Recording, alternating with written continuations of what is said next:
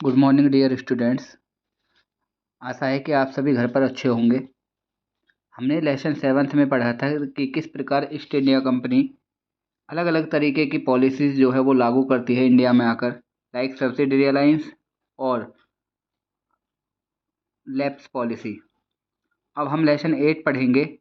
जो है companies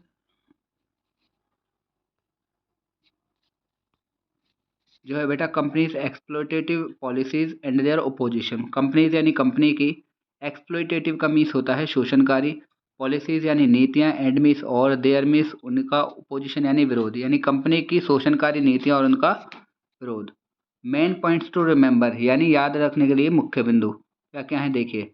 first है the British East India Company got the diwani rights of Bengal, यानी जो ब्रिटिश ईस्ट इंडिया कंपनी है गॉट यानी प्राप्त कर लिए the diwani rights of Bengal, Bengal के, बिहार एंड उड़ीसा, बिहार और उड़ीसा के, from the Mughal emperor, that means Mughal शासकों से, मुगल शासक शाह आलम से इन 1765 1765 में, यानी मुगल शासक शाह आलम से 1765 में ब्रिटिश ईस्ट इंडिया कंपनी ने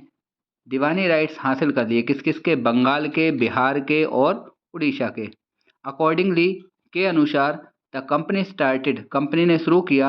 कलेक्टिंग लैंड रेवेन्यू यानी ज़मीनी कर इकट्ठा करना, फ्रॉम दीज प्रोविंसेस, इन प्रांतों से, to get maximum rent,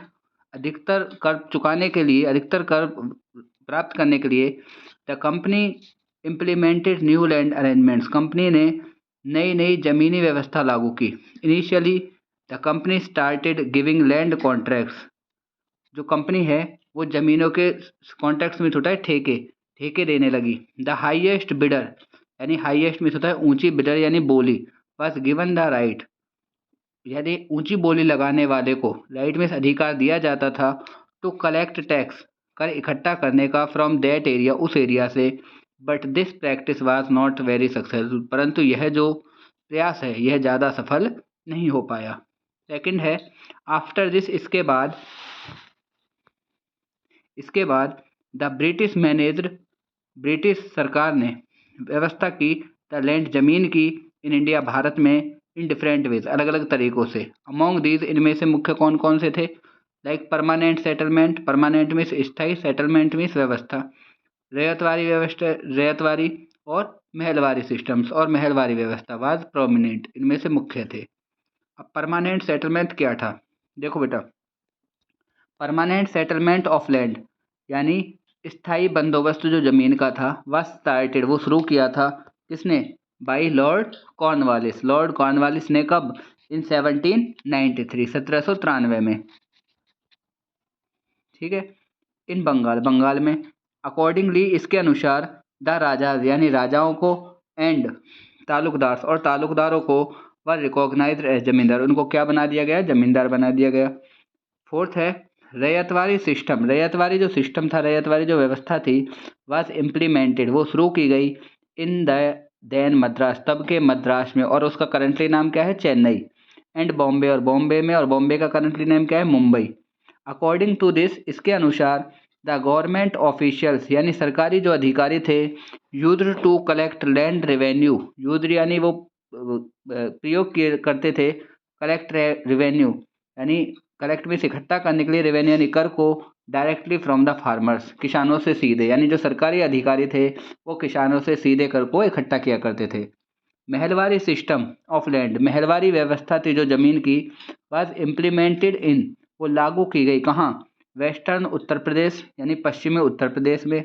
Punjab में, एंड दिल्ली, और दिल्ली में। उसके बाद बेटा नेक्स्ट पॉइंट है 6th point, the land tax systems of the British, यानी जो भूमि कर जो व्यवस्था थी और ब्रिटिशर्स की, मेड द फार्मर्स, मेड यानी उन्होंने बना दिया, द फार्मर्स किसानों को, पुअर गरीब, एंड मेड देम स्टक, और उनको फंसा दिया, इन द चेन्स ऑफ डेब्ट, चेन्स मीन्स होता है जंजीरों में, ऑफ डेब्ट यानी कर्जे की, ठीक है, यानी कर्जे की जंजीरों में, ठीक है बेटा। उसके बाद देखिए है 7th पॉइंट है the life of the tribal groups, life यानी जीवन, ऑफ द ट्राइबल मीन्स होता है आदिवासी ग्रुप्स यानी समुदाय का, was linked to the forest, वो किससे जुड़े हुए थे, वनों से। सो इसीलिए फॉरेस्ट लाज यानी वनों के जो कानून थे ब्रॉट मैनी चेंजेस वो बहुत ज़्यादा बदलाव लेकर आए इन देयर लाइफ्स उनके जीवन में and had a very bad impact on them और उनका उसका उनके जीवन पर बहुत बुरा प्रभाव पड़ा। देयर लिवलीहुड उनकी जो आजीविका थी वाज स्नैच्ड अवे वो उनसे छीन ली गई। 8th पॉइंट है बेटा, ड्यूरिंग 19th यानी 19वीं सदी में ट्राइबल ग्रुप्स यानी आदिवासी जो समूह था नोटिस्ड उन्होंने ध्यान दिया दैट कि ट्रेडर्स यानी व्यापारी एंड मनी लेंडर्स और जो साहूकार थे स्टार्टेड उन्होंने शुरू किया कमिंग इनटू द फॉरेस्ट वनों में आना। दे वर रिस्पॉन्सिबल वो जिम्मेदार थे फॉर बाइंग फॉरेस्ट प्रोड्यूस यानी वनों का उत्पादन खरीदने के लिए, गिविंग कैश लोन्स नगद लोन देने के लिए एंड हेल्पिंग ट्राइबल्स और आदिवासियों की मदद करने के लिए। दीज पीपल एक्सप्लॉइटेड इन लोगों ने एक्सप्लॉइटेड यानी शोषण किया द ट्राइबल्स आदिवासियों का एलॉट यानी बहुत ज़्यादा। इन लोगों ने आदिवासियों का बहुत ज़्यादा शोषण किया। उसके बाद है बेटा 9th, इंडियन एग्रीकल्चर रिमेंड यानी भारतीय कृषि जो थी रिमेंड क्विक बैकवर्ड फ्रॉम वो पिछड़ी रही फ्रॉम 1858 यानी 1858 से लेकर टू 1947 1947 तक। द मेन रीजंस इसका जो मुख्य कारण था फॉर दिस वर वो ये थे क्या क्या, एंशियंट वे ऑफ फार्मिंग यानी कृषि करने का पुराना तरीका, स्मॉल साइज ऑफ फार्म्स यानी खेतों का छोटा आकार, लैक ऑफ लैंड रिफॉर्म्स और ज़मीनी सुधारों की कमी यानी ज़मीन में जो सुधार किए गए थे वो कम थे, एंड और डिपेंडेंस ऑफ एग्रीकल्चर और रेन और उस समय सिंचाई के ज़्यादा स्रोत थे नहीं तो उस समय जो कृषि जो थी वो किस पर आधारित थी, वर्षा पर। वर्षा अच्छी होती थी तो फसल अच्छी हो जाती थी वरना फसल अच्छी नहीं होती थी। 10th है बेटा, due to the high burden of revenue on the farmers यानी किसानों पर कर का ज़्यादा बोझ होने के कारण दे ऑलवेज रिमेन इन डेब्ट वो हमेशा किस में डूबे रहते थे, डेब्ट मीन्स कर्जे में। अदर रीजंस दूसरे कारण फॉर देयर इनडेप्टेडनेस वर उनके कर्जे में डूबने के वो कौन कौन थे, हाई रेट ऑफ इंटरेस्ट वो ज़्यादा ब्याज दर पर पैसे ले लेते थे, इनडिस्क्रिमिनेटली एक्सपेंसेस ऑन ओकेशंस यानी इनडिस्क्रिमिनेटली भी होता है अधाधुंध, एक्सपेंसेस यानी खर्चे ऑन ओकेशंस कौन कौन से अवसरों पर, लाइक मैरिज किसी शादी पर, बर्थ एंड डेथ और जन्म और मृत्यु पर वो अधाधुंध खर्चे किया करते थे। 11th है बेटा, द डिपेंडेंस ऑफ एग्रीकल्चर यानी कृषि जो आधारित थी ऑन रेन वो वर्षा पर आधारित थी,